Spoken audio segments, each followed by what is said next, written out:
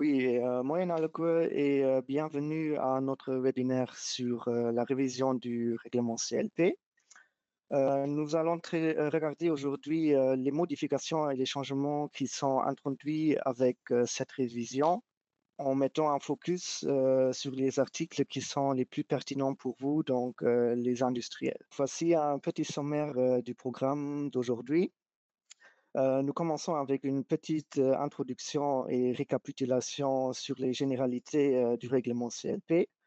Puis nous traitons le grand bloc du webinaire, donc les nouveautés de la révision. De manière générale, l'ONU a élaboré un système d'harmonisation de la classification et de l'étiquetage qui s'appelle le Système général harmonisé, donc le SGH ou GHS en anglais. C'est un système mondial pour harmoniser la classification et l'étiquetage des produits chimiques pour améliorer globalement la sécurité de l'utilisation, du transport et du stockage des produits chimiques. Ce système est mis en œuvre dans des grandes parties du monde et dans l'Union européenne, c'est mis en œuvre par le règlement CLP, qui est aussi la seule législation sur la classification et l'étiquetage depuis 2015. Le CLP s'applique donc dans tous les États membres de l'Union européenne et remplace aussi les anciennes directives relatives aux substances et préparations dangereuses.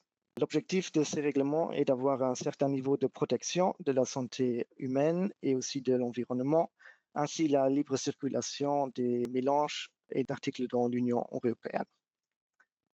Donc, CLP, c'est l'abréviation pour Classification, Labeling and Packaging. Donc, en français, c'est la classification, l'étiquetage et l'emballage. Le règlement CLP a en fait trois procédures principales. La première est la classification. Donc, chaque substance et mélange doivent être classifiés par des critères qui sont standardisés par le règlement CLP pour déterminer leur danger en fonction des propriétés physico-chimiques, toxicologiques et écotoxicologiques. La deuxième procédure, c'est l'étiquetage et l'emballage qui règle les informations à transmettre par l'étiquetage des substances et mélanges, donc par exemple les pictogrammes de danger et les mentions de danger, etc. Il y a également des exigences aux emballages pour garantir un stockage et transport ainsi que l'utilisation sécurisée des produits chimiques.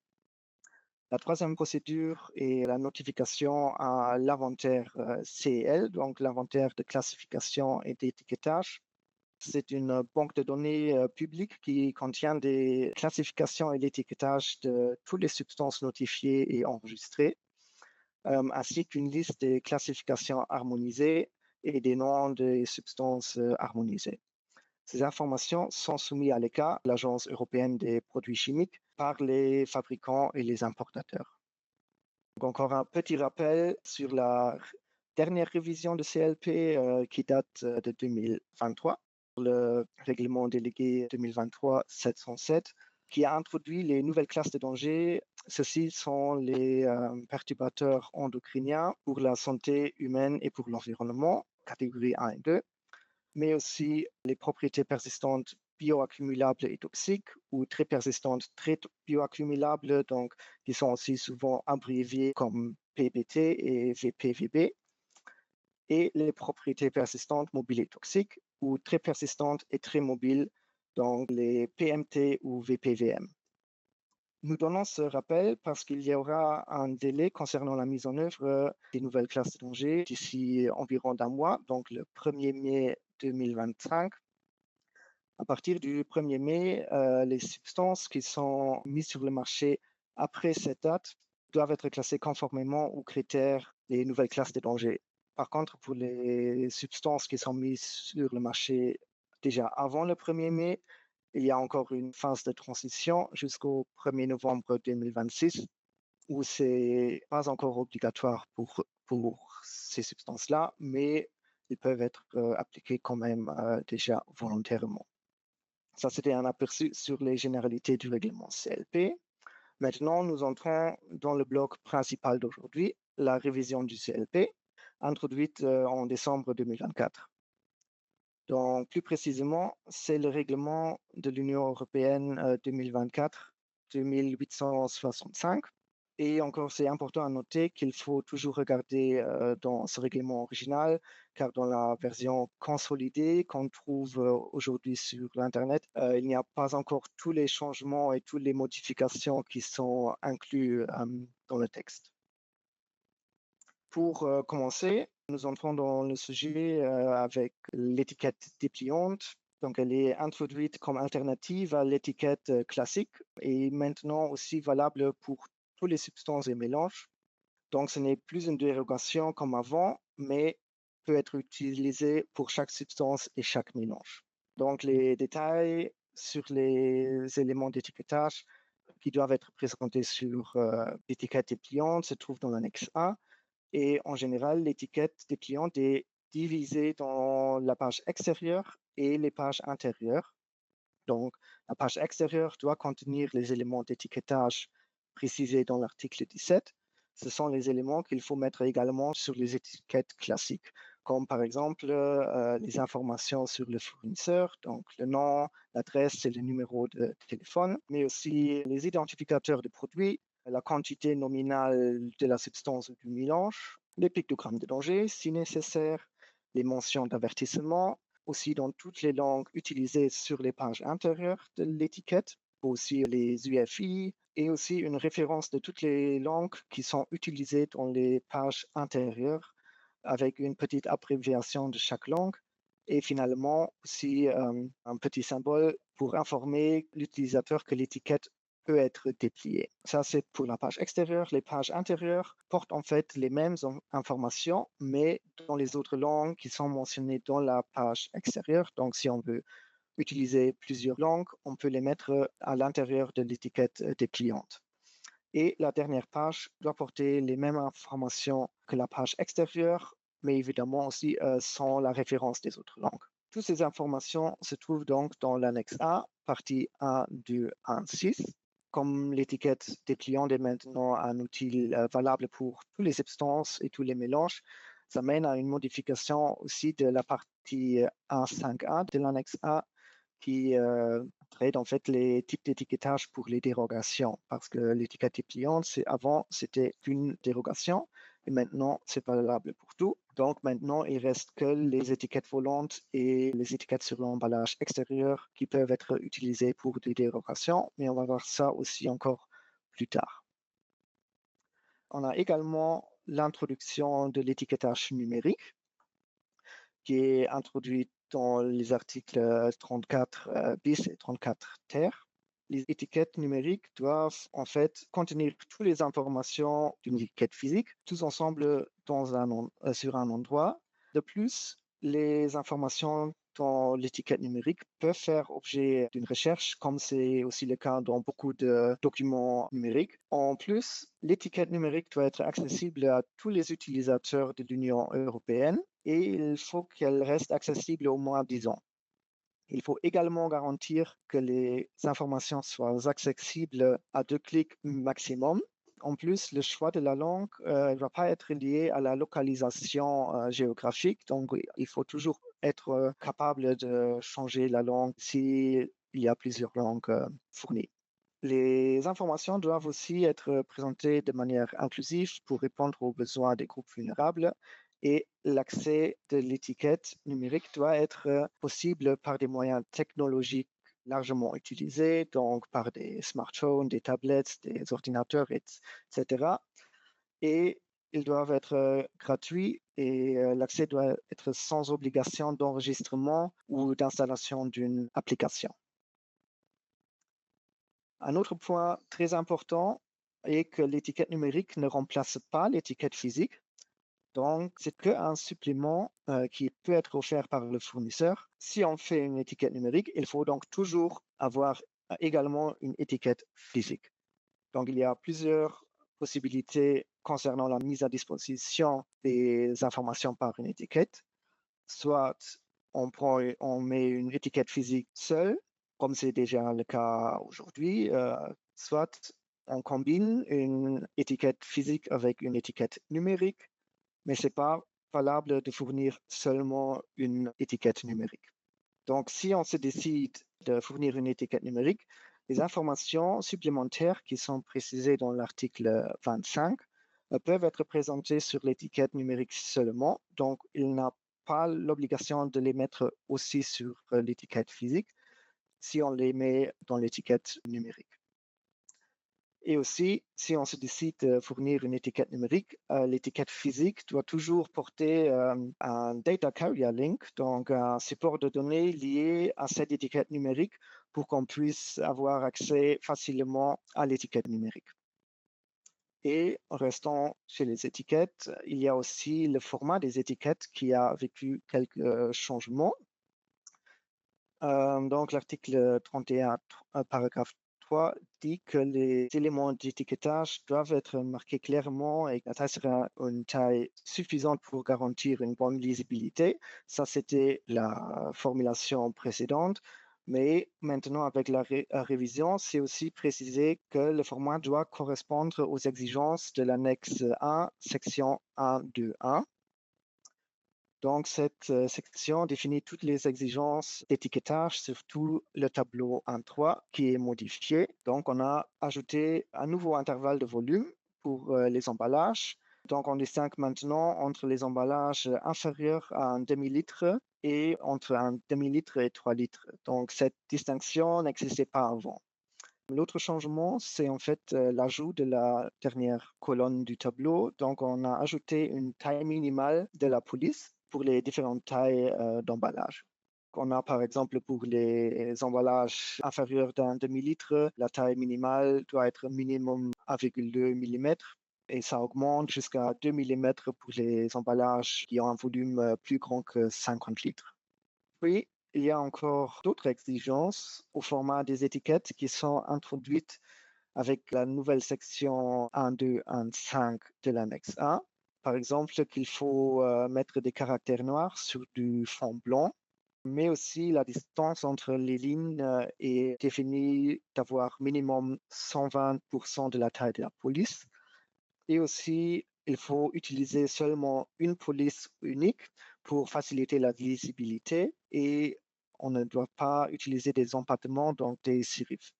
Et aussi, il faut avoir un espacement des lettres adéquat. Là, il n'y a pas de grandeur détaillée dans le texte. Donc, c'est aux entreprises de décider qu'est-ce que c'est un espacement des lettres adéquat. Passons maintenant aux identificateurs de produits. Au niveau des mélanges, l'identificateur de produit doit contenir donc le nom commercial ou la désignation du mélange, mais aussi l'identité de toutes les substances contenues dans le mélange qui contribuent à sa classification au regard de certains dangers. Donc, ces dangers sont en fait la toxicité aiguë, les effets corrosifs pour la peau, les lésions oculaires graves, les propriétés CMR, donc des propriétés cancérogènes, mutagènes et toxiques pour la reproduction, ainsi que les STOT, donc les Specific Target Organ Toxicity, mais aussi les dangers par aspiration. Et avec la révision, tout ça reste identique, mais les nouvelles classes de dangers sont ajoutées. Donc, il y a aussi les PBT et VPVB, donc les substances persistantes bioaccumulables et toxiques, les PMT et VPVM, donc les substances persistantes mobiles et toxiques, ainsi que les perturbateurs endocriniens pour la santé humaine ou pour l'environnement. Et pour rappel, l'identificateur de produit pour les substances comporte aussi le nom de la substance et un numéro d'identification, soit celui de l'annexe 6, donc de la liste des classifications harmonisées, ou de l'inventaire de classification et de l'étiquetage, ou un numéro CAS. On peut aussi ajouter des informations supplémentaires sur l'étiquette. Au niveau des informations supplémentaires, il n'y a pas eu de grands changements. Donc, cette partie est toujours réservée aux informations ou des mentions supplémentaires qui sont nécessaires pour quelques substances. Mais il y a quand même l'ajout d'un nouveau paragraphe 9 qui définit que aussi les éléments d'étiquetage qui proviennent des autres actes de l'Union européenne peuvent être intégrés dans cette partie-là. Donc, ça peut être des éléments d'étiquetage qui proviennent du règlement des produits biocides, par exemple, ou des POP, etc. Les étiquettes doivent être aussi mises à jour de temps en temps. Et c'est en fait après des révisions des classifications, il se peut qu'il y a une modification de la classification ou de l'étiquetage. Il y a en fait trois possibilités. Si cette modification de classification de l'étiquetage mène à la classification dans une nouvelle classe de danger ou à une classification plus sévère qu'avant, le fournisseur a 6 mois pour mettre à jour les informations sur les étiquettes de la substance ou du mélange. Le deuxième cas, quand la modification de la classification ou de l'étiquetage ne résulte pas dans une nouvelle classe de danger ou dans une classification plus sévère, donc si la classe de danger reste identique, dans ce cas-là, les fournisseurs ont 18 mois pour mettre à jour les étiquettes. Et le troisième cas, c'est quand la modification de classification est déclenchée par un acte délégué de la Commission européenne. Dans ce cas-là, le délai est fixé dans l'acte, donc les fournisseurs doivent respecter le délai qui est précisé dans l'acte délégué respectif. Avec toutes ces règles et toutes ces réglementations, bien sûr, il y a aussi des dérogations sur l'étiquetage. Pour rappel, il y avait déjà des dérogations pour des emballages avec un volume plus petit que 125 millilitres. Dans ces cas-là, c'est possible de réduire l'information sur l'étiquette dans certains cas. Il y a également une dérogation pour le ciment ou les bétons en état humide qui sont prêts à l'emploi. Pour ces produits, une copie des éléments d'étiquetage sont accompagnés avec les produits. Et aussi pour certains mélanges qui sont classés comme dangereux pour l'environnement, il peut y avoir des dérogations détaillées dans l'annexe 2, partie 2. Et ce qui est nouveau, c'est la dérogation pour la munition qui est destinée aux forces de défense, donc la munition pour les forces militaires, qu'ils ont introduite avec le nouveau paragraphe 4 ter de l'article 29. Donc cette dérogation a été ajoutée pour éviter un risque de sécurité pour les forces de défense à cause d'un camouflage de mauvaise qualité à cause des étiquettes. Mais il y a encore d'autres dérogations comme celle décrite dans l'annexe A, section 1.5.2.4a.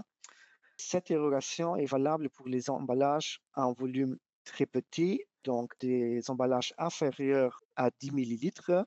Avant, cette dérogation était valable pour les substances destinées à la recherche scientifique et si l'emballage intérieur était dans un emballage extérieur. Maintenant, il y a quelques changements, donc les conditions ont changé. C'est toujours pour les emballages avec un volume inférieur à 10 millilitres, mais seulement si une des trois conditions suivantes est remplie. Donc, la première condition est comme avant, que si la substance ou le mélange est destiné à la recherche ou à l'analyse de contrôle de qualité, et si l'emballage intérieur est dans un emballage extérieur, on peut avoir des dérogations ou bien si la substance ou le mélange qui ne sont pas obligés d'être étiquetés selon l'annexe 2 et qui n'ont pas de classification de certaines classes de danger.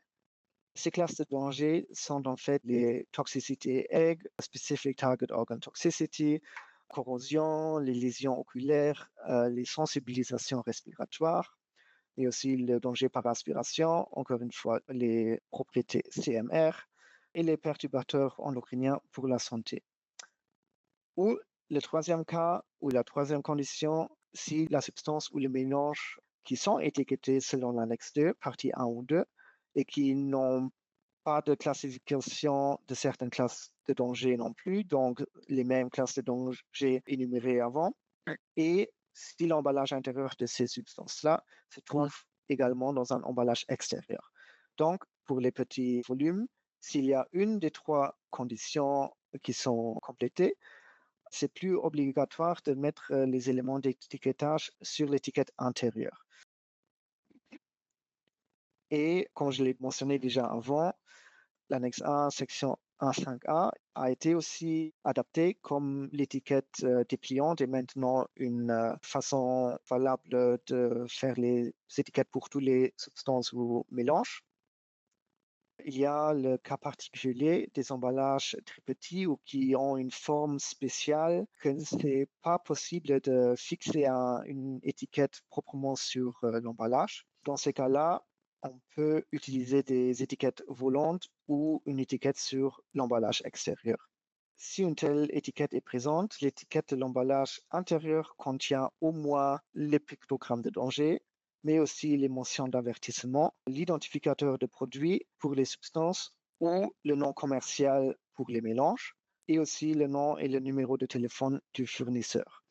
Donc, ce qui est nouveau, c'est qu'avec la révision, il y a la mention d'avertissement est ajoutée ainsi que le nom commercial pour les mélanges qu'il faut mettre maintenant, qui n'était pas requis avant cette révision. Donc ça, c'était tous au niveau des étiquettes.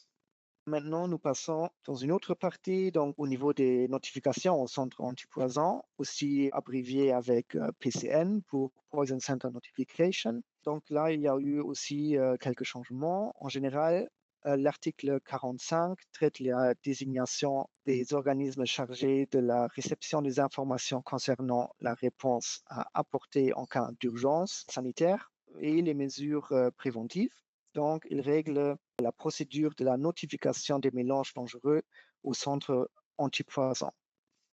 Avant la révision, c'était toujours les importateurs et les utilisateurs en aval qui devaient notifier les mélanges dangereux aux organismes chargés, donc au centre antipoison.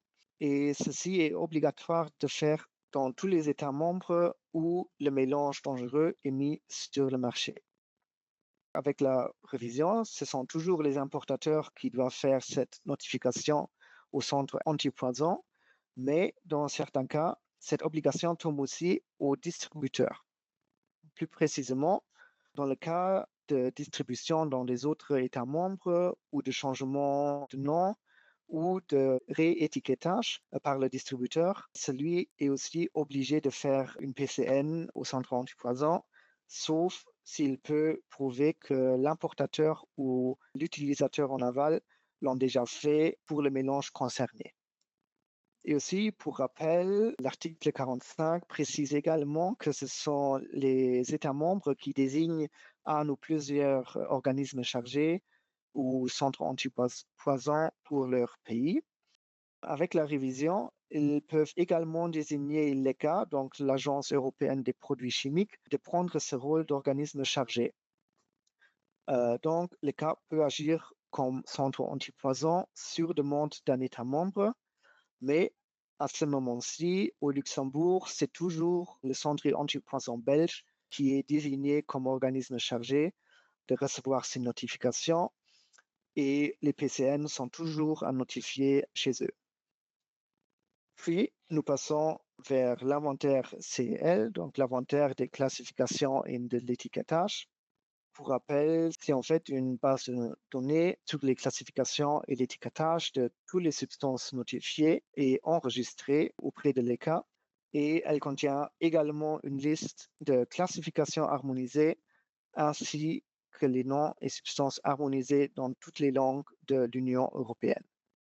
Donc, dans l'article 40, la révision introduit des nouveaux types de données qui sont déclarés à l'inventaire. Avant, il fallait toujours inclure les informations sur les limites de concentration spécifiques et des facteurs M. Et maintenant, il faut aussi ajouter des estimations de toxicité aiguë dans le cas où la substance ou le mélange présente une toxicité aiguë. Dans le cas où il y a une divergence positive ou négative par rapport à la classification la plus sévère dans l'inventaire CEL, il faut aussi donner le motif de cette divergence à la notification. Dans le cas d'une modification de la classification d'une substance ou d'un mélange, il faut informer les cas en dehors de 6 mois de cette modification. En plus, dans l'article 42, c'est aussi précisé maintenant quelles informations doivent être publiées par les cas.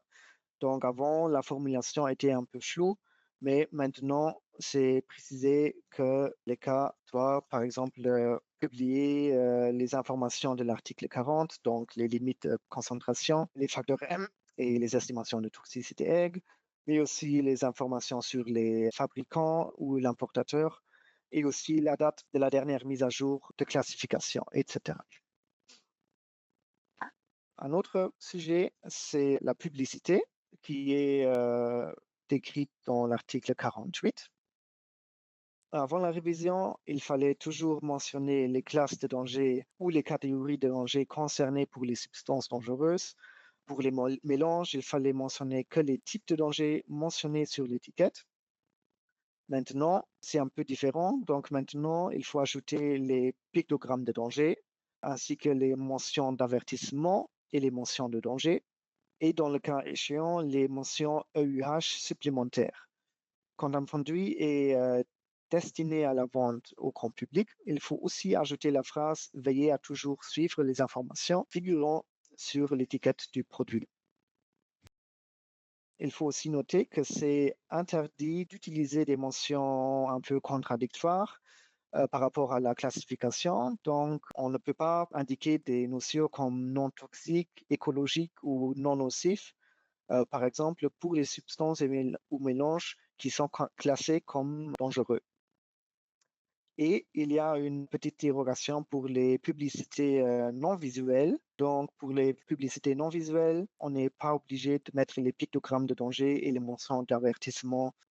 Et on a aussi ajouté un nouveau paragraphe, donc l'article 48 bis, qui introduit en fait la vente à distance. Donc ici, c'est décrit que pour les ventes à distance, les étiquettes doivent être indiquées visiblement dans l'offre de vente. Donc, ça concerne évidemment des sites Internet et tous les ventes qu'on fait à distance, en fait. Donc, l'indication des éléments d'étiquetage sont obligatoires sur les sites Internet. Au niveau des emballages, il y a aussi une nouveauté.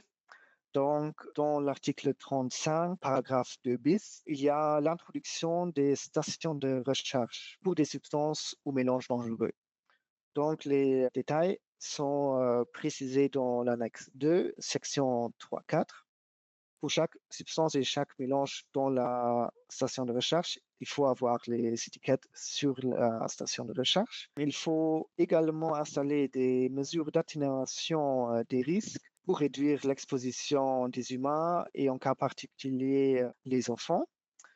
Il faut également prendre des mesures pour éviter l'utilisation incontrôlée de la station de recherche. Pour la manipulation d'une manière sécurisée, le fournisseur doit être aussi toujours sur place au moment de recherche. Et le personnel du fournisseur doit être également formé proprement pour réduire les risques de sécurité pour les consommateurs.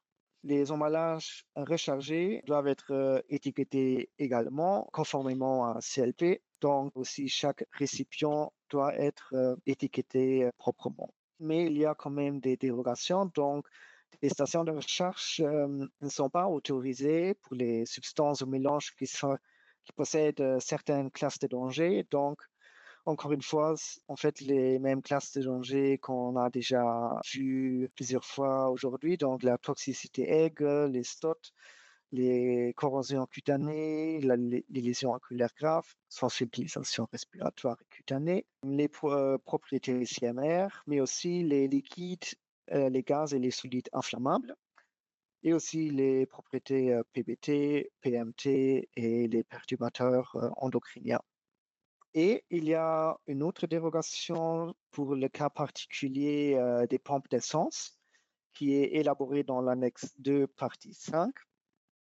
Donc, celui-ci dit que si le récipient fait partie d'un véhicule et si la substance ou le mélange n'est pas désigné à être retiré de ce récipient, donc d'être retiré de la voiture ou du véhicule, ce récipient n'a pas besoin d'être étiqueté selon CLP, mais les étiquettes sont seulement à fournir sur la pompe. Maintenant, nous passons à des changements qui ont un impact un peu moins direct, mais qui sont quand même importants à noter. Au niveau des obligations générales, décrites dans l'article 4, il y a le paragraphe 3 qui précise maintenant que la classification harmonisée s'applique à toutes les formes et états physiques d'une substance, sauf si c'est indiqué différemment. Cette précision n'existait pas auparavant. Et il y a aussi le nouveau paragraphe 11 qui est ajouté avec la révision, qui précise que la mise sur le marché est uniquement possible si un fournisseur qui satisfait les exigences du règlement CLP et qui est établi au sein de l'Union européenne fournit la substance ou le mélange. L'article 5 sur l'identification et l'examen des informations disponibles sur les substances a reçu aussi des nouveaux paragraphes. Donc, notamment, il y a le paragraphe 1C bis qui introduit la permission d'utiliser les informations qui proviennent des nouvelles approches méthodologiques qui sont souvent abréviées par NAM. Donc maintenant, on peut aussi utiliser des informations provenant des NAM pour classifier une substance. Pour info, les NAM sont en fait souvent des méthodes numériques qui ont le but de réduire le nombre de tests d'animaux. Puis, il y a aussi les paragraphes 3 à 8 qui sont ajoutés. Ceci traite en fait les substances contenant plusieurs composantes.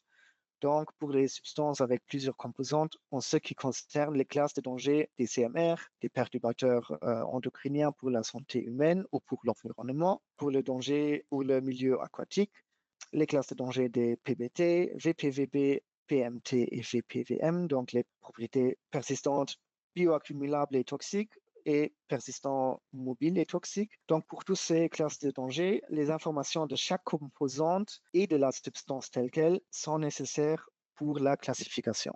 Pour info, ces composantes peuvent être des additifs ou des impuretés, mais aussi des éléments individuels. Ça dépend du cas particulier. Notez aussi que dans le cas que les informations pertinentes disponibles montrent une absence ou une diminution des propriétés dangereuses, elles ne peuvent pas être traitées prioritairement aux informations pertinentes qui sont disponibles des composantes. Donc, les informations qui proviennent des informations sur les composantes et les informations sur la substance sont à traiter identiquement.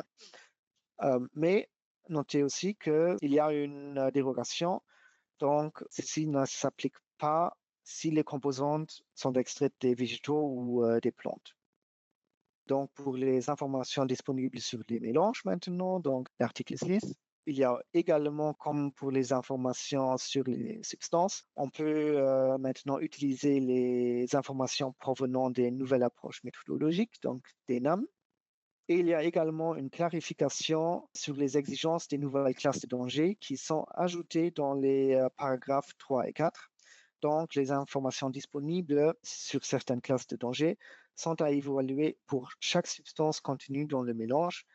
Avant, ces classes de danger concernées étaient les propriétés CMR, donc cancérogènes, mutagènes et toxiques pour la reproduction, la biodégradation et la bioaccumulation, et quand c'était dangereux pour le milieu aquatique. Et maintenant, comme je dis, on a ajouté les nouvelles classes de danger, donc les perturbateurs endocriniens pour la santé humaine et l'environnement, les propriétés PBT, VPVB et PMT, VPVM. Au niveau des évaluations des informations sur les dangers, l'article 9 donne des clarifications sur l'évaluation des informations sur les dangers pour les substances et les mélanges. Donc, il y a surtout des clarifications sur l'usage du principe d'extrapolation qui sont précisées dans le paragraphe 4. Dans le cas d'une évaluation où les informations disponibles sont inadéquates ou indisponibles, il faut appliquer le principe d'extrapolation. Ceci est décrit plus précisément dans l'annexe 1, section 1.1.3. Ceci précise qu'il faut utiliser les données disponibles et les extrapoler en respectant la qualité et la cohérence des données. Mais s'il y a plusieurs mélanges similaires qui étaient testés et qui sont disponibles, lorsqu'il applique ce principe d'extrapolation, il faut appliquer une détermination de la force probante des données sur la base d'un jugement d'expert conformément à la section 1.1.1 de l'annexe 1. Finalement, l'article 10 met des conditions pour les limites de concentration et les facteurs M. et aussi maintenant de l'estimation de la toxicité aiguë pour les classifications des substances et mélanges. Et évidemment, seulement si celle-ci présente une toxicité aiguë. Donc, quand une substance est classée d'avoir une toxicité aiguë pour la santé humaine, les fabricants et les importateurs ou les utilisateurs en aval doivent établir des estimations de toxicité aiguë. Tout ce qui est déjà précisé pour les limites de concentration et les facteurs M est maintenant aussi valable pour les estimations de toxicité aiguë dans l'article 10. Mais ceci ne concerne pas les classes de danger ou les différenciations qui sont harmonisées selon l'annexe 6, donc qui sont dans la liste des classifications harmonisées.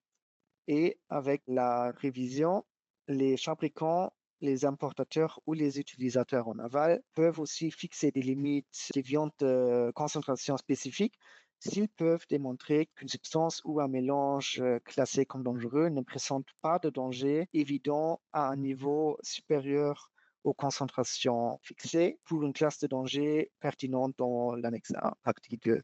Pour les mélanges classés comme dangereux à cause des impurités, donc des additifs ou des éléments individuels, les limites mentionnées dans l'annexe 1, partie 2 à 5, s'appliquent aussi seulement à ces impuretés.